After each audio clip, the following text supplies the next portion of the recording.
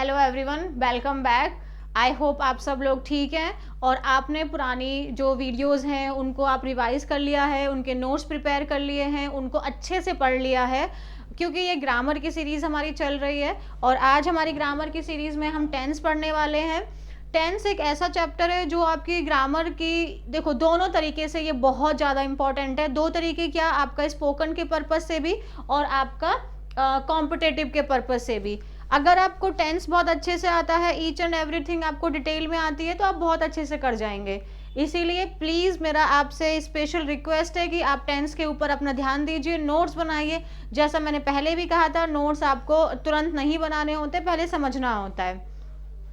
अब जो आपको मैं देने वाली हूँ, थोड़ा सा आपको लगेगा वीडियो की लेंथ बड़ी हो जा रही है, आपको कहीं छोटे में मिल जाएगा, आप उधर सोचेंगे, लेकिन अगर आप यहाँ पे अपना जितना टाइम आप देंगे वो वेस्ट नहीं, इन्वेस्टमेंट कहलाएगा। यस, इन्वेस्टमेंट ही कहलाएगा, वेस्ट बिल्कुल नहीं कहलाएगा। लेंथ बड़ी होगी, इसीलिए बड़ी होगी क्योंकि आपको हर एक चीज़ को बारीक से बारीक बताई जाएगी। इस क्लास को आप YouTube की क्लास मत समझिए कि YouTube पे आके सिर्फ आपको पढ़ाया जा रहा है। ये आपको वो चीज़ दी जा रही है जो हम एक पेड बैच में पढ़ते हैं। आप किसी भी पेड बैच में जाइए, आपको इससे बेटर कंटेंट नहीं मिलेगा, आपको गारंटी के साथ मैं कह सकती हूँ। कोई भी ऐसी चीज़ यहाँ नहीं है जो सिर्फ आपको सिर्फ इस तरीके से है कि पढ़ा दिया, नहीं, बेस्ट से बेस्ट चीज़ में आपको पढ़ाई जा रही है। ठीक है, इसीलिए आपको यही है कि आप अगर पेड बैच नहीं अफोर्ड कर पा रहे हैं तो ये आपके लिए पेड बैच ही है, इससे ज़्यादा और कुछ नहीं है। बाकी आप लोग जब पढ़ेंगे तो आप खुद समझ जाएंगे कि आपको क्या कंटेंट दिया जा रहा है। अब आपसे रिक्वेस्ट सिर्फ इतनी है कि पूरी वीडियो आप लोग देखेंगे। चलिए अब हम शुरू करते हैं। जैसा कि आप जानते हैं, टेंस का नाम ही होता है टाइम एंड टेंस। टेंस का नाम क्या होता है? Time and tense. टेंस को हम सिंपली टेंस नहीं कहते, टाइम एंड टेंस कहते हैं। ठीक है, अब टेंस को शुरू करते हैं। अब अगर मैं आपसे पूछूं, जैसे कि मैंने यहाँ पे आपको 3 एग्जाम्पल्स दिए हैं। 3 एग्जाम्पल्स। शुरू मैंने टेंस से नहीं की कि मैं आपको आऊँ टेंस की पहले डेफिनेशन बताऊँ और शुरू हो जाऊँ, नहीं नहीं, आप पहचानना सीखिए। अगर मैं आपसे पूछूं Ram goes to school, second है राम वेंट टू स्कूल और थर्ड है Ram will go to school, इन तीनों में अंतर क्या है? एक है राम स्कूल जाता है, फिर दूसरा वाला है राम स्कूल गया और थर्ड वाला है राम स्कूल जाएगा। क्या अंतर है तीनों में?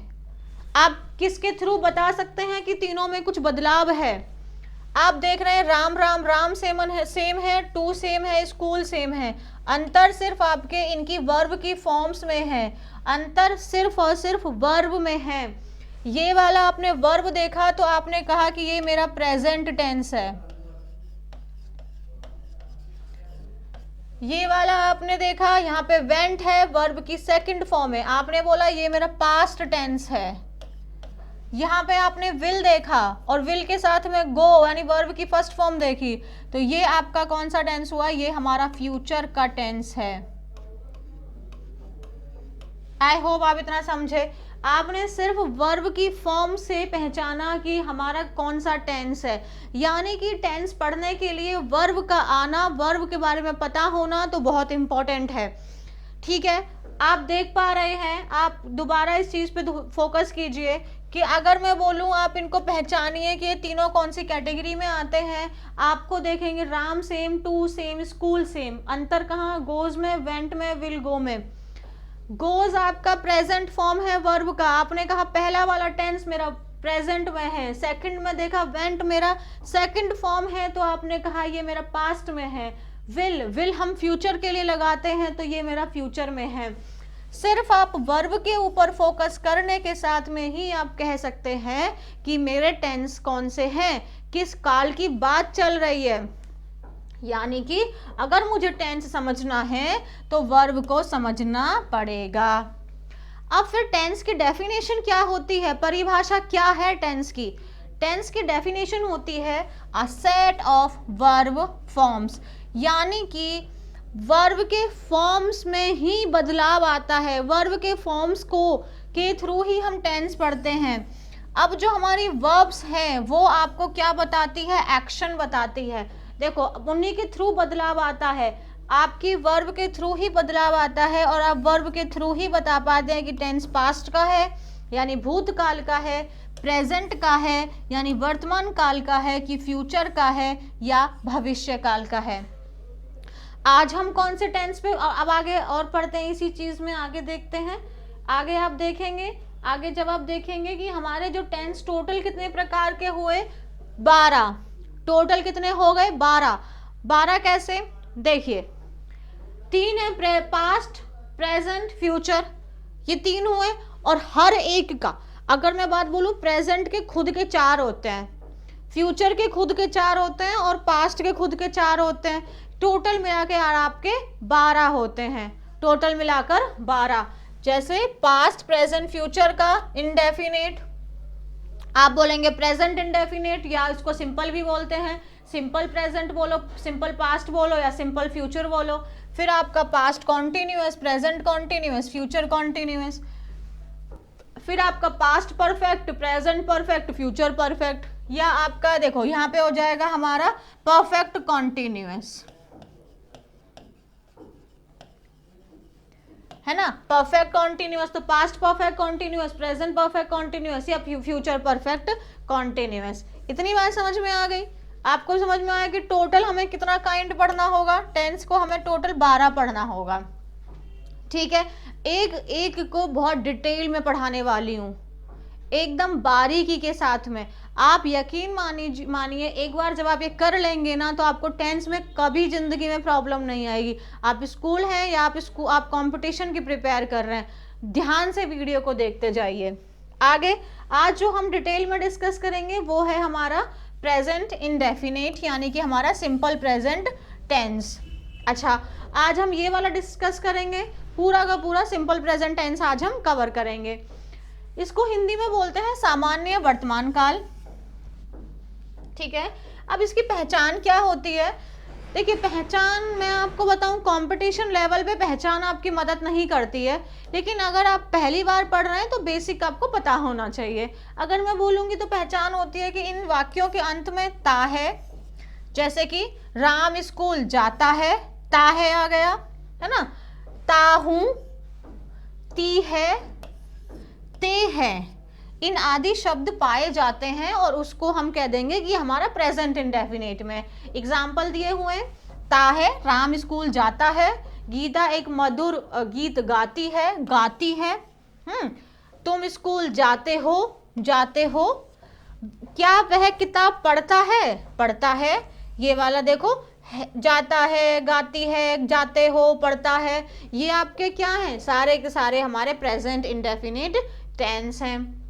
अच्छा, तो अब आप लोग का काम क्या होगा, जब आप ये वाला वीडियो देख लेंगे तो आप प्रेजेंट इंडेफिनिट टेंस सीख जाएंगे, तब आप इसको लास्ट में ये सारे के सारे आप मुझे कमेंट सेक्शन में इसके आप इंग्लिश को ट्रांसलेट करके इसमें को देंगे, इसको इंग्लिश में ट्रांसलेट करेंगे आप कमेंट सेक्शन में। ठीक है जी, आगे बढ़ते हैं मेन बात की तरफ।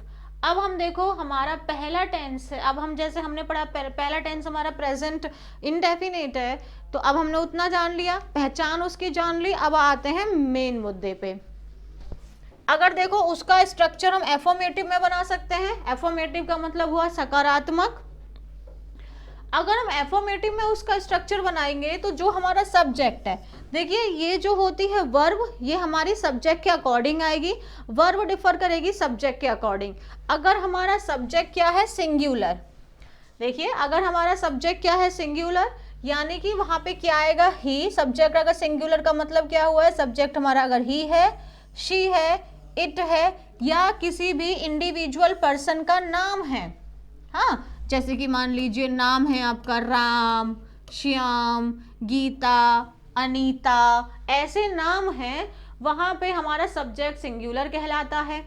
अगर सब्जेक्ट सिंगुलर है तो वर्ब क्या आएगी, वर्ब आएगी हमारी जो फर्स्ट फॉर्म है वर्ब की, उसमें हम एस या ईएस जोड़ देंगे। समझ रहे हैं अफर्मेटिव का स्ट्रक्चर, और फिर हमारा ऑब्जेक्ट आ जाएगा।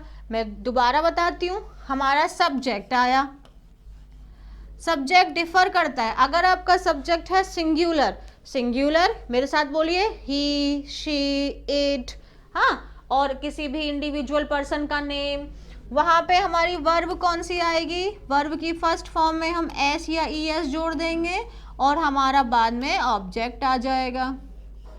आई होप आपको इतनी बात क्लियर हुई। अब आप इसके एग्जाम्पल देखिए। ही आपका सब्जेक्ट हुआ सिंगुलर, ही हमारा सिंगुलर है, तो वर्ब देखो गोज आया, क्योंकि जो गो है वो हमारी वर्ब की फर्स्ट फॉर्म है। गो वर्ब की फर्स्ट फॉर्म है, उसमें हमने ई एस जोड़ा तो गोज बनता है। ठीक है, अब हमारा देखो ही गोज और ये बाकी सारा भी हमारा ऑब्जेक्ट की तरह काम कर रहा है। बाकी ऑब्जेक्ट भी हम डिटेल में पढ़ेंगे, अभी हम यहाँ पे इसको इतना रख लेते हैं। अब ये समझ में आया। अब देखो, अब इसी का, अगर ये तो सिंगुलर के लिए स्ट्रक्चर सीखा, अब प्लूरल के लिए क्या होगा। प्लूरल कौन है, सब्जेक्ट अगर आपका प्लूरल है, प्लूरल सब्जेक्ट कौन हुआ, आई वी यू एंड दे। अगर नाम है मान लो राम एंड श्याम, राम और श्याम जब हम एक साथ बोलेंगे वहां पे भी प्लूरल की तरह काम करेगा वो। अगर हमारा सब्जेक्ट प्लूरल है तो हमारी वर्ब क्या आएगी, सिंपली जो हमारी वर्ब आएगी वो वर्ब की फर्स्ट फॉर्म ही आएगी, उसमें कोई भी बदलाव नहीं करेंगे। अब मैं ना आपसे एक बात पूछना चाहती हूँ, हमारे टोटल अगर मैं बात करूं तो 5 फॉर्म्स के थ्रू हम पढ़ते हैं, वर्ब की first form, second, third, fourth and fifth. क्योंकि देखिए, जो अगर अभी मैं प्रेजेंट इंडेफिनिट की बात करूं तो हम 2 वर्ब के ऊपर डील कर रहे हैं, वर्ब की फर्स्ट फॉर्म या वर्ब की फिफ्थ फॉर्म। फर्स्ट फॉर्म का दूसरा नाम क्या होता है, यस फर्स्ट फॉर्म का, चलो ठीक है, एक तो बेस फॉर्म बोलते हैं, और बेस फॉर्म में ये हमारी प्लूरल होती है, ये समझ में आ रहा है। और ये भी हमारी बेस ही है, लेकिन ये हमारी बेस में सिंगुलर है, ये समझ में आ रहा है ना। और यही जो फिफ्थ फॉर्म बनती है ना, वो फर्स्ट फॉर्म में एस या ई एस जोड़कर ही बनती है। ठीक है, अब लेकिन जब हमारा सब्जेक्ट अगर हमारा सिंगुलर है, मैं रिपीट कर रही हूँ, सब्जेक्ट अगर सिंगुलर, वर्ब में फर्स्ट फॉर्म में एस या ई एस जुड़ा, लेकिन अगर हमारा जो सब्जेक्ट है वो प्लूरल है तो नॉर्मल जो फर्स्ट फॉर्म है, क्योंकि वो देखो सब्जेक्ट प्लूरल, वर्ब भी प्लूरल हमें चाहिए, और first form already plural form में होती है, तो बदलाव क्यों करेंगे उसके अंदर। समझ में आया। इसी को मैंने बनाया आई के साथ में लगाया गो लगाया, वर्ब की first form, I go to temple everyday, मैं प्रतिदिन मंदिर जाता हूं। समझ में आ रहा है। अफर्मेटिव का स्ट्रक्चर समझ में आया। अगर हमारा सब्जेक्ट सिंगुलर है, सिंगुलर का मतलब होता है ही, शी, इट, हाँ किसी भी इंडिविजुअल पर्सन का नाम, वहां पे वर्ब आएगी सिंगुलर। सिंगुलर कैसे बनाएंगे, फर्स्ट फॉर्म में एस या ई एस जोड़ दो, जिसे फिफ्थ फॉर्म भी कहते हैं। अगर हमारा सब्जेक्ट है प्लूरल, यानी कि आई वी यू दे, इसमें आप क्या लगाओगे, आप वर्ब लगाओगे प्लूरल। प्लूरल क्या होती है, जो फर्स्ट फॉर्म होती है वो ऑलरेडी प्लूरल फॉर्म में होती है, तो उसमें कुछ नहीं जोड़ना, सीधा वर्ब की फर्स्ट फॉर्म आप लगा दीजिए। ये वाली बात क्लियर हुई, वेरी गुड। अब आगे किसके बारे में पढ़ते हैं। अगर अफर्मेटिव आपको क्लियर हुआ तो अब इंटेरोगेटिव। कभी भी अगर मैं इंटेरोगेटिव की बात करूं तो कभी भी जब हम इंटेरोगेटिव बनाते हैं, देखिए आपकी जो हेल्पिंग वर्ब है उसको मेन वर्ब से पहले ही आना होगा, और सब्जेक्ट, सॉरी ये तो नॉर्मल सी बात है, मेन वर्ब से पहले ही हेल्पिंग वर्ब आती है, इसमें मैंने क्या न्यू बता दिया, चलो न्यू बताते हैं।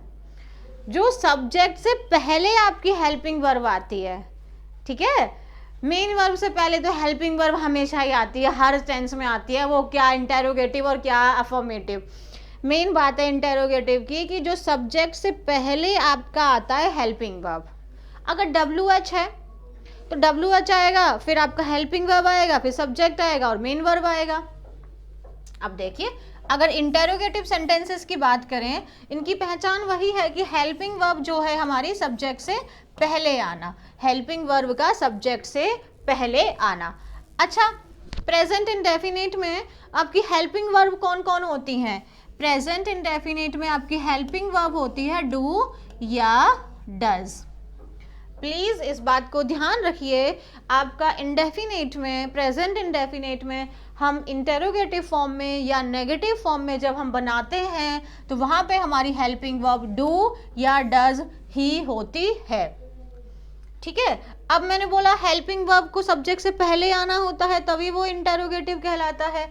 यहाँ पे देखो, अगर हमारा डज जो है, अच्छा डज बताए, डज देखिए, जो डू है वो हमारा बेस फॉर्म है, जो डू है वो हमारा बेस फॉर्म है, यानी कि वर्ब की फर्स्ट फॉर्म है। और अगर मैं डू में ईएस जोड़ रही हूँ तो वो डज बन जा रहा है, यानी कि वर्ब की फिफ्थ फॉर्म बन जा रहा है। ठीक है, और वर्ब की फिफ्थ फॉर्म कहाँ लगाते हैं? सिंगुलर सब्जेक्ट के साथ में, यानी आप डज लगाओगे सिंगुलर सब्जेक्ट के साथ में और डू लगाओगे प्लूरल सब्जेक्ट के साथ में। डज लगाया सिंगुलर सब्जेक्ट के साथ में, सब्जेक्ट होगा सिंगुलर, सिंगुलर को रिपीट करो फटाफट से। कौन से थे सिंगुलर सब्जेक्ट? बार बार रिपीटेशन से ही चीजें लर्न होती हैं। सब्जेक्ट सिंगुलर, वर्ब, देखो अब यहाँ पे जो आपकी वर्ब आएगी, इस चीज को ध्यान रखिए, गलती नहीं करनी है। जब आपने डू या डज ऑलरेडी लगा दिया सब्जेक्ट के अकॉर्डिंग, तो अब आपको जो वर्ब का इस्तेमाल करना है वो फर्स्ट फॉर्म का ही इस्तेमाल करना है। सब्जेक्ट के अकॉर्डिंग आपने डू या डज पहले लगा दिया है, इसीलिए जो मेन वर्ब आएगी वो फर्स्ट फॉर्म में ही आएगी, उसमें कोई बदलाव नहीं आएगा। डज आया, फिर आपका सब्जेक्ट एंड देन हमारी मेन वर्ब आएगी, वर्ब की फर्स्ट फॉर्म, और हमारा ऑब्जेक्ट। ये समझ में आया? अब एग्जाम्पल देखिए। एग्जाम्पल है आपका डज शी, सब्जेक्ट क्या है? सिंगुलर। सब्जेक्ट क्या है? सिंगुलर है। सब्जेक्ट अगर सिंगुलर तो वर्ब भी सिंगुलर, हमने यहाँ पे डज लगाया। और देखो यहाँ पे हमने फिर वर्ब की फर्स्ट फॉर्म लगाई है। Does she go to school, हाँ, क्या वह विद्यालय जाती है? इंटेरोगेटिव में पूछा, आपने देखा पहले हेल्पिंग वर्ब आई, फिर हमारा सब्जेक्ट आया, फिर हमारी वर्ब की फर्स्ट फॉर्म यानी मेन वर्ब, और फिर हमारा रिमेनिंग ऑब्जेक्ट। आप पहचान पा रहे हैं कि जो अभी थोड़ी देर पहले बताया था वही यहाँ पे मैंने कराया है। दूसरे वाले में आप मुझे खुद बताइए। डज आपका हेल्पिंग वर्ब है, ही हमारा सिंगुलर सब्जेक्ट है, और हमारा प्ले यहाँ पे वर्ब की फर्स्ट फॉर्म है, और ये हमारा ऑब्जेक्ट है। और क्योंकि क्वेश्चन मार्क आना कंपलसरी है, बिकॉज हम एक टेंस यानी हम इंटेरोगेटिव सेंटेंस की बात कर रहे हैं। इज इट क्लियर और नॉट? बात समझ में आ रही है? वेरी गुड, आगे बढ़ते हैं जी। चलो इतनी देर में आप जल्दी से मुझे रिपीट कर दीजिए, आज हमने क्या पढ़ा? आज हमने पढ़ा है प्रेजेंट इंडेफिनिट टेंस। उससे पहले हमने पढ़ा टेंस, टोटल मिला के 12 पढ़ने होते हैं। प्रेजेंट के 4, फ्यूचर के 4 और पास्ट के 4 पढ़ने होते हैं ना, पढ़ने होते हैं। पहचान पढ़ी हमने। आज हमने प्रेजेंट इंडेफिनिट शुरू किया है। प्रेजेंट इंडेफिनिट में क्या होता है? जैसे कि ता है, ती है, राम स्कूल जाता है, वह खाना खाती है, वह गाना गाती है। क्या आप उसे जानते हैं? क्या आप उसे मानते हैं? हाँ, जानते हैं आएगा जी, मानते हैं क्यों आएगा? हाँ, क्या आप अध्ययन करते हैं? करते हैं, करता है, करती है, ऐसे शब्दों का प्रयोग होता है, वो हमारा कहलाता है, क्या कहलाता है? Present indefinite. पहचान तो ली, काम सीखते हैं जी, अच्छे से काम आएगा तभी तो जिंदगी में आगे बढ़ेंगे। तो काम की तरफ हम बढ़ते हुए हमने पहले अफर्मेटिव का स्ट्रक्चर सीखा।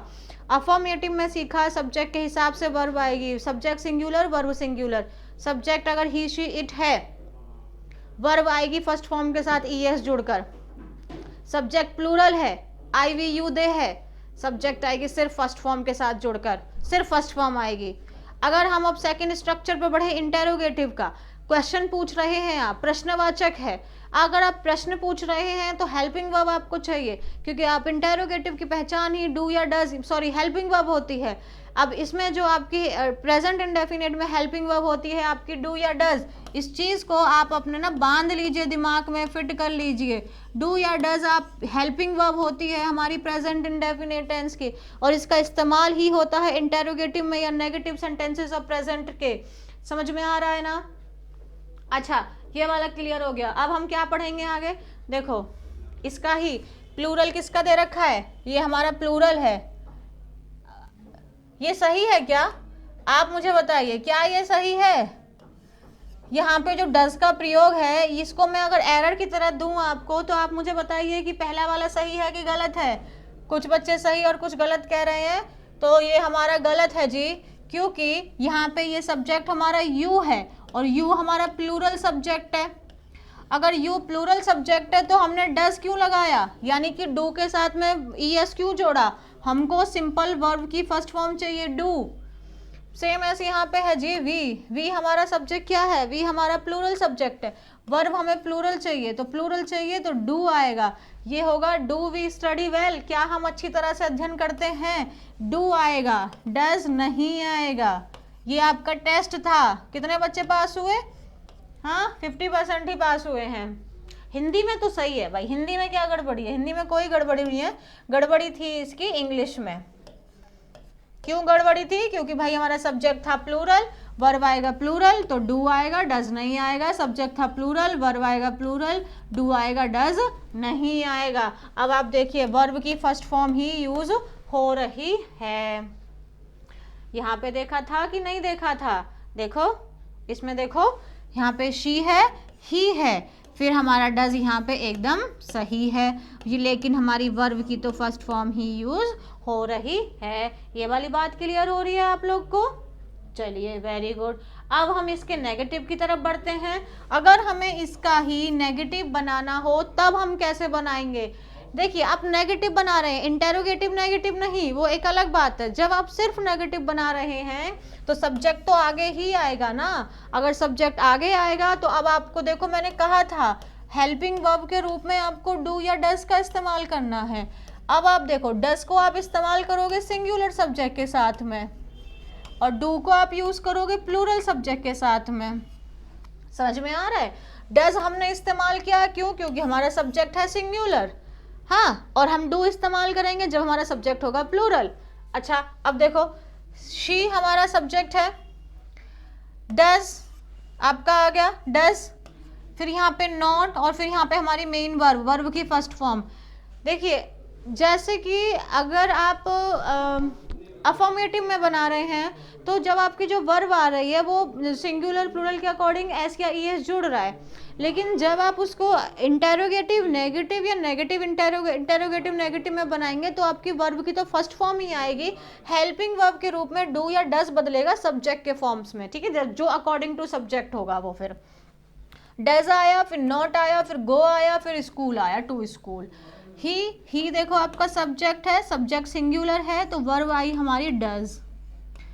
नेगेटिव है तो मेन वर्ब से पहले हमने नॉट लगाया, फिर हमारा आया मेन वर्ब और फिर हमारा आया यहाँ पे ऑब्जेक्ट। हिंदी में इसको क्या बोलेंगे, क्या वह हॉकी नहीं खेलता, इंग्लिश में क्या बोलेंगे, ही डज नॉट प्ले, देखो इसको बोलेंगे वह हॉकी नहीं खेलता, वह हॉकी नहीं खेलता, वह हॉकी नहीं खेलता हमारा हो गया ही डज नॉट प्ले हॉकी। और अगर मैं इसको बोलूँ she does not go to school, वह स्कूल नहीं जाती है। आप समझ रहे हैं, सब्जेक्ट सिंगुलर, वर्ब हमने डज लगाया, लेकिन हमारा मेन वर्ब जो वर्ब की फर्स्ट फॉर्म ही आएगी। प्लीज उस बात पे ध्यान रखिए, बहुत बार स्टूडेंट इस चीज को गलत करते हैं, डू और डज यूज कर रहे हैं और फिर वर्ब को भी बदल रहे हैं। मेन वर्ब को आपको नहीं बदलना है। जिन शब्दों के ऊपर मैं एम्फेसाइज कर रही हूँ इसका मतलब ये है कि आप वहां पे मैक्सिमम गलती करते हैं।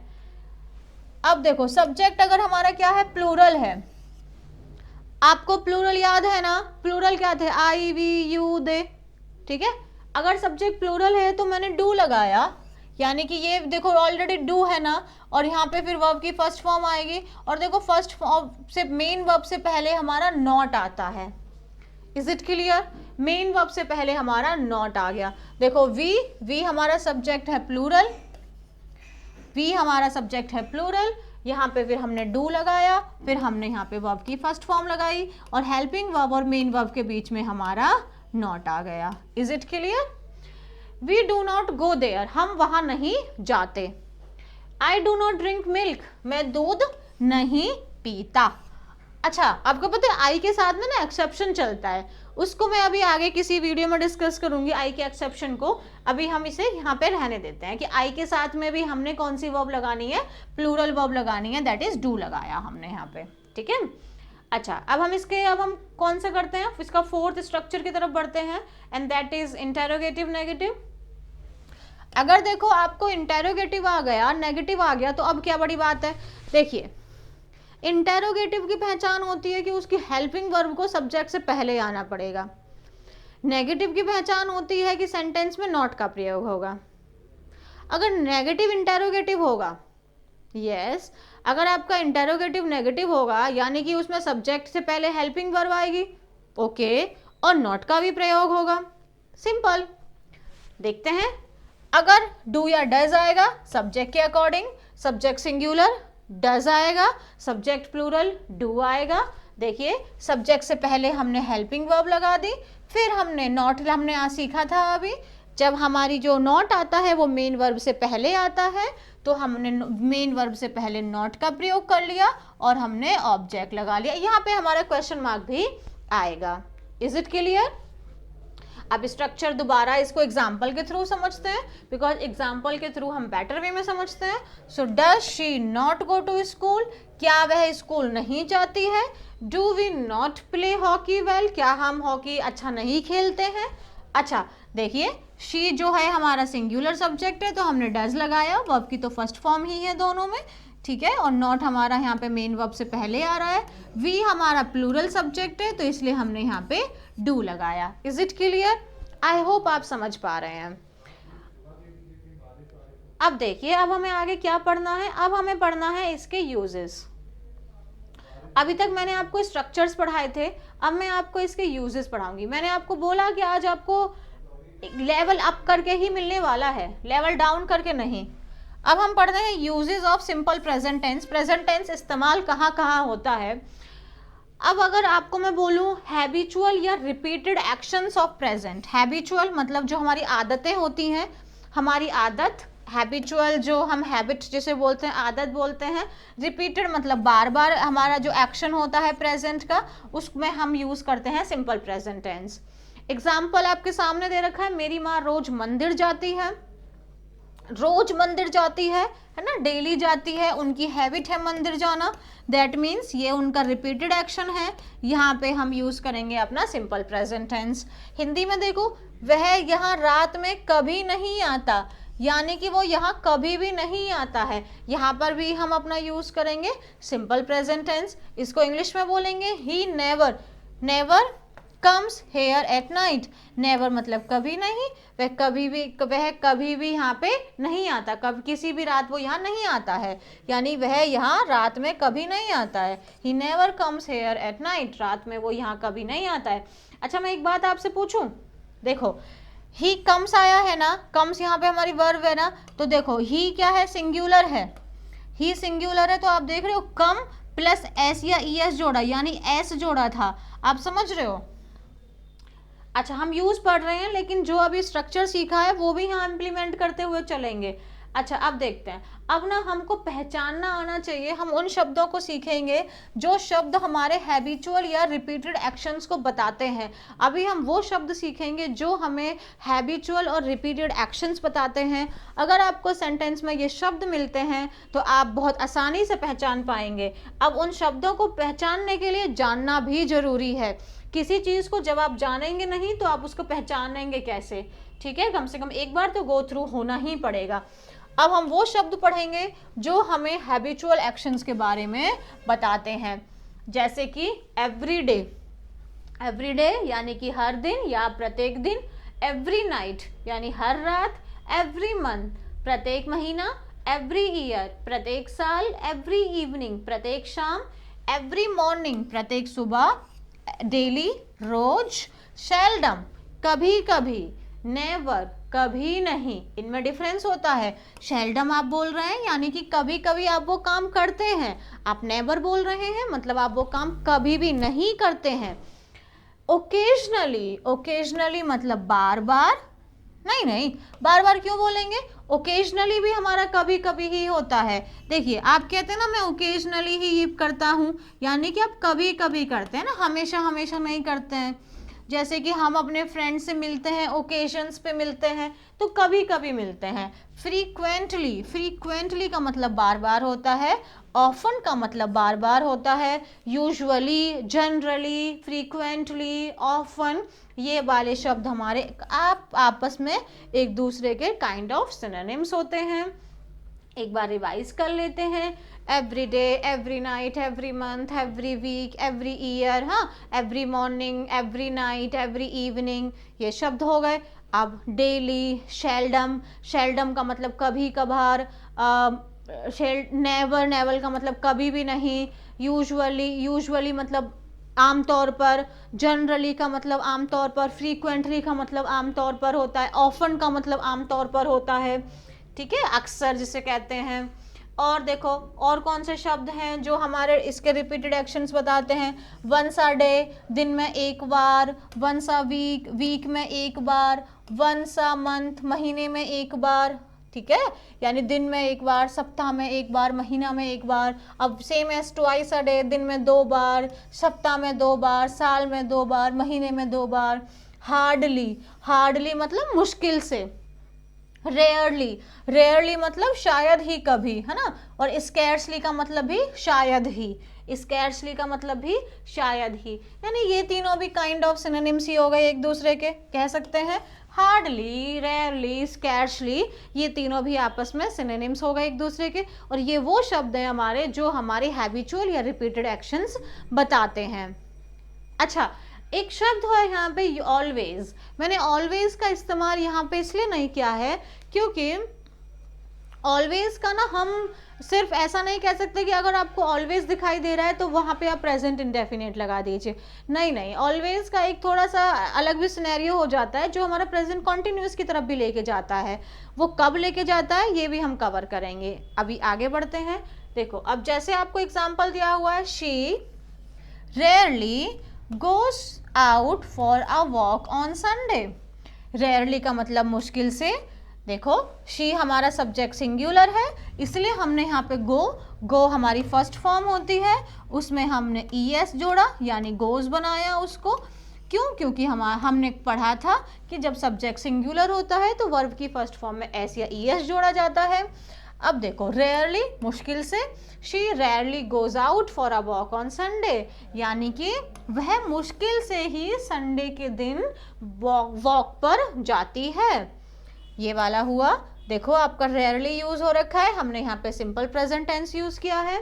There are some words that migrate every year. Migrate का मतलब होता है एक जगह से दूसरी जगह जाना।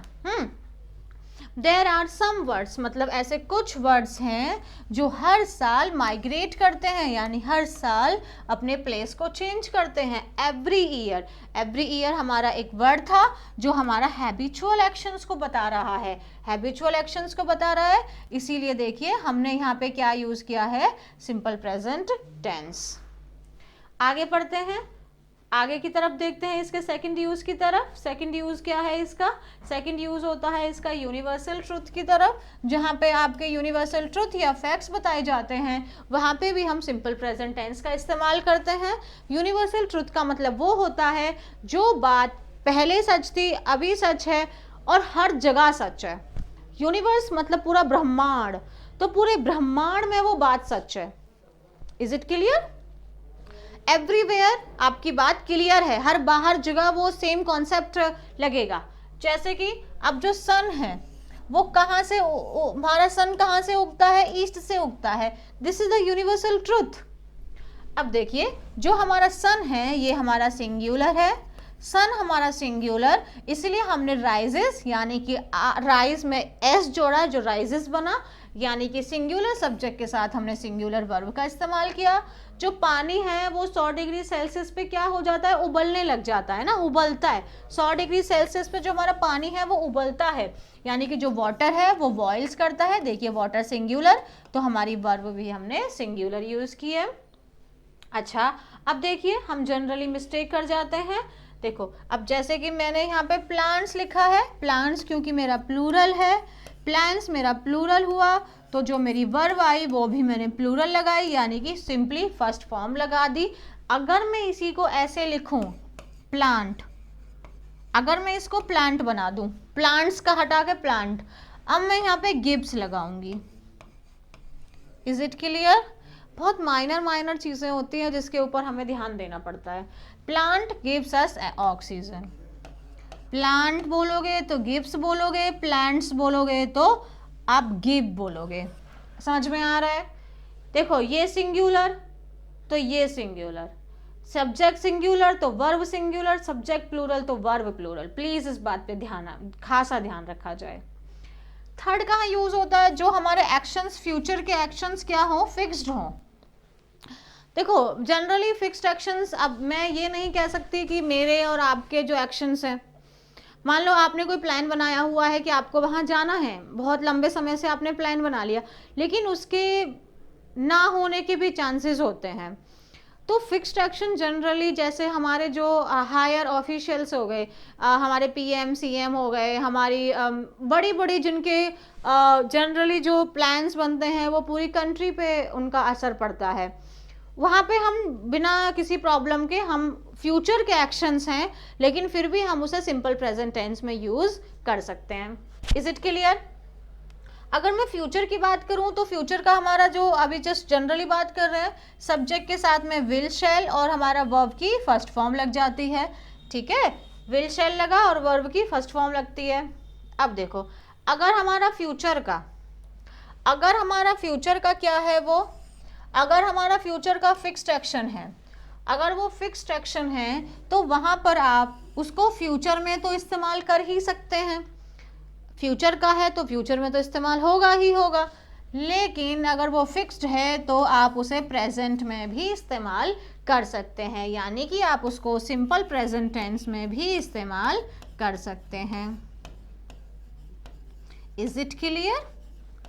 यानी कि आप एग्जाम्पल देखिए, जो हमारे प्राइम मिनिस्टर हैं, कम्स हियर टुमारो, यानी कि प्राइम मिनिस्टर यहाँ पर कल आएंगे, फ्यूचर में है, टुमारो है, आने वाला कल है ना, लेकिन फिर भी मैंने यहाँ पे प्राइम मिनिस्टर सिंगुलर, तो मैंने यहाँ पे वर्ब सिंगुलर लगा दी, यानी मैंने देखो सब्जेक्ट और सब्जेक्ट सिंगुलर था तो मैंने यहाँ पे वर्ब की फर्स्ट फॉर्म में एस या ईएस जोड़ दिया। यही किया ना मैंने, तो ये सही है, गलत नहीं है ये। क्यों? क्योंकि ये फिक्स्ड एक्शन है फ्यूचर का। लेकिन आप इसे ऐसे भी लिख सकते हैं, ये भी गलत नहीं है, the prime minister will come tomorrow, comes नहीं होगा, सिर्फ कम होगा। प्लीज ये चीजों पे ध्यान रखना होता है, क्योंकि अगर हमने विल लगाया या शैल लगाया फिर हम वर्ब की फर्स्ट फॉर्म ही लगाएंगे। Is it clear? जैसे कि हमने डू या डज लगाया तो वर्ब की फर्स्ट फॉर्म ही हमने लगानी थी। ये वाला क्लियर हुआ? अब देखो अगर वो नॉट फिक्स्ड है, अगर हमारा फ्यूचर का जो एक्शन है वो फिक्स्ड नहीं है, फ्यूचर का है तो फ्यूचर की एक्शन आना तो उसमें कोई प्रॉब्लम ही नहीं है, यानी कि सब्जेक्ट के साथ विल शैल और वर्ब की फर्स्ट फॉर्म आना तो कोई प्रॉब्लम नहीं है। लेकिन अगर वो नॉट फिक्स्ड है तो आप उसको आप प्रेजेंट इंडेफिनिट यानी सिंपल प्रेजेंट टेंस में इस्तेमाल नहीं कर सकते हैं। जैसे कि फिक्स्ड एक्शन है, आई शैल बाय अ फ्लैट सून, मैं जल्दी ही एक फ्लैट खरीदूंगा। Okay, we will go to temple tomorrow, हम लोग कल मंदिर जाएंगे। अब देखो जनरली क्या होता है, आप यहाँ पे यूज कर सकते हैं we goes to temple tomorrow, हम कर सकते हैं इसको, बट बिकॉज क्योंकि इट माइट बी पॉसिबल कि वो हम ना जाएं, it might be possible, right, इसीलिए वहां पे हम प्रिफर करेंगे कि हम उसको फ्यूचर का फ्यूचर में ही रखें। But because the hair is it like 90% surety कि ये काम होगा ही होगा, that's why we are using a fixed action but in a fixed action of future but in a present indefinite tense. I hope ये चीज़ें आपको clear हुई हैं। प्रेजेंट इंडेफिनिट टेंस आपको क्लियर हुआ है, टेंस होता क्या है, टेंस के लिए जानना क्या ज़रूरी होता है। टेंस की अगर आप पढ़ रहे हैं तो पहले आपको वर्ब की बेसिक नॉलेज होनी बहुत ज़रूरी है। टेंस अगर आप पढ़ रहे हैं और वर्ब आप नहीं जानते हैं, यानी आपको टेंस कभी भी आप सीख ही नहीं सकते ना, आप ये चीज़ आप क्लियरली समझ लीजिए।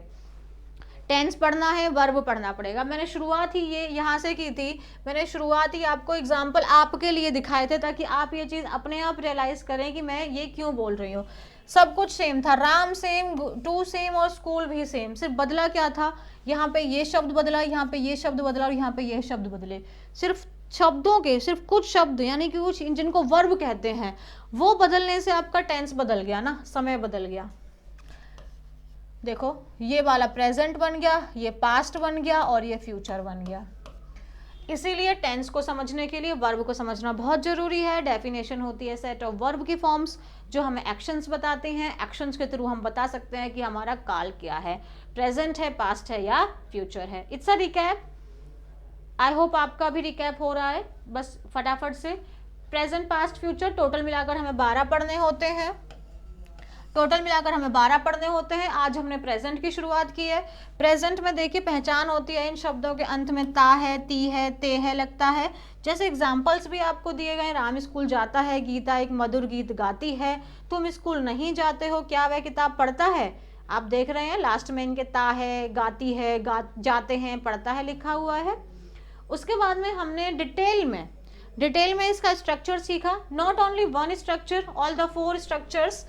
पहले हमने अफर्मेटिव का सीखा जिसे हम सकारात्मक कहते हैं, उसका हमने सीखा कि वो हमारा डिफर करता है according to the subject. If your subject is in a singular, अगर आपका सब्जेक्ट जो है वो एक वचन है तो वहां पे आप वर्ब की फर्स्ट फॉर्म में एस या ईएस जोड़ेंगे। सिंगुलर को आपको याद रखना है ही, शी, इट से कहते हैं। अगर आपका सब्जेक्ट प्लूरल है तो आप वहां पे कौन से सिर्फ और सिर्फ वर्ब की फर्स्ट फॉर्म का इस्तेमाल करेंगे, क्योंकि जो वर्ब की फर्स्ट फॉर्म होती है वो प्लूरल फॉर्म होती है और जो फिफ्थ फॉर्म होती है वो सिंगुलर फॉर्म होती है बेस फॉर्म का ही। Is it clear? फिर हमने पढ़ा इंटेरोगेटिव। इंटेरोगेटिव वो होते हैं जहाँ पे आपकी हेल्पिंग वर्ब को सब्जेक्ट से पहले आना होता है, क्वेश्चन मार्क को आखिरी में लगाना ही जरूरी है। अब आपको ध्यान रखना है जो हमारा डू या डज है ये हमारा हेल्पिंग वर्ब की तरह एक्ट करता है in an interrogative as well as in a negative sentences. अगर आपका सब्जेक्ट अगर आपका सिंगुलर है तो आप डज लगाएंगे, अगर आपका सब्जेक्ट प्लूरल है तो आप डू लगाएंगे, बट अब इसके आगे जो आप वर्ब लगाएंगे वो सिर्फ और सिर्फ वर्ब की फर्स्ट फॉर्म लगाएंगे। एग्जाम्पल्स के थ्रू हमने डिटेल में समझा था। फिर हमने क्या पढ़ा, फिर हमने नेगेटिव के बारे में पढ़ा। नेगेटिव का मतलब ही होता है जहां पर आपने नॉट का प्रयोग करना है, ठीक है। अगर फिर हमने इसी को आगे पढ़ा था इंटेरोगेटिव नेगेटिव के फॉर्म में, वहां पर अगर इंटेरोगेटिव नेगेटिव है तो वहां पे आपका जो हेल्पिंग वर्ब है वो सब्जेक्ट से पहले भी आएगी और नॉट का भी इस्तेमाल होगा। फिर हमने इसके इस्तेमाल सीखे थे, हैबिचुअल और रिपीटेड एक्शंस में होता है हमारा सिंपल प्रेजेंट टेंस। फिर हमने कुछ शब्द सीखे थे जिनके थ्रू हम इसको आसानी से पहचान सकते हैं। हिंदी में हर एक का मीनिंग लिखा हुआ है ताकि हर एक बच्चा इस चीज को इजीली कनेक्ट कर पाए। फिर उसके बाद हमने सेकंड इसका यूज समझा जहां पे हम इसे यूनिवर्सल ट्रुथ के लिए यूज करते हैं। यूनिवर्सल का मतलब होता है जो चीज आपकी ऑल ओवर वर्ल्ड में सही है, हर जगह वही फैक्ट्स फॉलो होते हैं। जैसे कि जो सन है वो हमेशा आपका ईस्ट से ही राइज करता है, जो वाटर है वो 100 डिग्री पे बॉयल ही करेगा, प्लांट्स हमें ऑक्सीजन देते हैं। फिर हमने इसको थर्ड यूज में सीखा जहां पे ये फिक्स्ड एक्शंस बताए फ्यूचर के, वहां पर भी हम सिंपल प्रेजेंट टेंस का इस्तेमाल कर सकते हैं। अगर वो फ्यूचर का है तो उसमें सब्जेक्ट के साथ में विल शैल के साथ में वो आपकी फर्स्ट फॉर्म आती है। अगर देखिए अगर वो आपका फिक्स्ड है, तो आप उसको, अगर वो फिक्स्ड है तो आप विल शैल के साथ वर्ब की फर्स्ट फॉर्म लगा देंगे, उसमें कोई गलती नहीं है क्योंकि फ्यूचर का है तो फ्यूचर लगाने में क्या प्रॉब्लम है। लेकिन आप उसके साथ में प्रेजेंट इंडेफिनिट का भी इस्तेमाल कर सकते हैं। अगर वो नॉट फिक्स्ड है तो आप उसमें सिंपली आप सिर्फ फ्यूचर का टेंस इस्तेमाल करेंगे, प्रेजेंट इंडेफिनिट का इस्तेमाल नहीं करेंगे। इस तरीके से आज की वीडियो में हमने कंप्लीट एंटायरली प्रेजेंट इंडेफिनिट को बहुत ज़्यादा डिटेल में सीखा है। आपको इसी तरीके से देखिए, ये मैंने पहले भी कहा था, आपने फील भी किया होगा, ये जो चीज़ आपको मिली है ये एक पेड कोर्स की वैल्यू रखता है। आप कहीं भी पढ़िए किसी भी पेड कोर्स के थ्रू, अगर इससे आपको कुछ और भी मिले आप फिर मुझे बताइएगा, ये वही कंटेंट है जो पेड कोर्स में मिलता है। कंटेंट में कमी नहीं है इसमें। आपको कोई बस एक थोड़ा सा ही ला के नहीं दे दिया कि आइए और बस थोड़ा बहुत पढ़िए चले जाइए, या आप यहाँ पे पूरा पढ़ेंगे, आपको फिर किसी और की तो ज़रूरत ही नहीं पड़ेगी। पेड कोर्स की वैल्यू आपको यहाँ फ्री में प्रोवाइड की जा रही है, लेकिन आप अपना टाइम को इन्वेस्ट करना पड़ेगा। और इसी तरीके से आपको ये लगातार वीडियोस लेंदी इसीलिए होती हैं। आप पेड कोर्स लेंगे, आप कोचिंग्स में जाएंगे, क्या आप वहाँ टाइम नहीं देना पड़ेगा? टाइम लगता है इसीलिए क्योंकि हमको आपको डिटेल में पढ़ाना है। चलिए, इस तरीके से हमने आज अपना एक टेंस खत्म किया, 12 के 12 पढ़ने हैं, फिर आगे अपना पूरा ग्रामर का सीरीज बाकी है। तो ऐसे ही पढ़ते रहिए, रिवाइज करते रहिए, रिवीजन मस्ट है। एग्जाम्पल्स लगाइए, जो होमवर्क दिया है वो कमेंट सेक्शन में दीजिए, और चैनल से जुड़े रहिए, टेलीग्राम पे ज्वाइन हो जाइए, लिंक आपको डिस्क्रिप्शन में मिल जाएगा। ठीक है, चलिए, thank you, have a good day.